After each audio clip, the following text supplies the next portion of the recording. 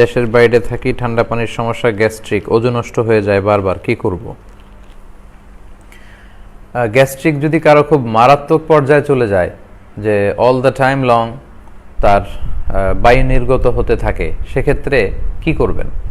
এই প্রশ্নটা অনেকে করে, কারণ আমরা যে পরিমাণে খাদ্যে ভেজাল এবং তৈলাক্ত ভাজা পোড়া আমরা খাই এবং যে ফাস্ট ফুড সংস্কৃতিতে আমরা অভ্যস্ত হয়ে পড়ছি, আমাদের অনেকেরই গ্যাস্ট্রিকের সমস্যা, এবং কারো কারো এতটা ভয়াবহ সমস্যা যে অলওয়েজ তার বায়ু নির্গত হতেই থাকে।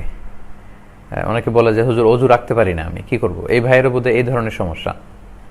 যদি অবস্থা এই পর্যায়ে চলে যায় যে অলওয়েজ বায়ু নির্গত হতেই থাকে, আবার অনেকে বলে যে তাদের ইউরিন ড্রপ করতেই থাকে, এটাকে তারা নিয়ন্ত্রণ করতে পারে না, এই পরিস্থিতি যদি হয়, তাহলে সেক্ষেত্রে আমরা বলি প্রত্যেক সালাতের জন্য একবার করে অজু করবেন, দ্যাটস ইট।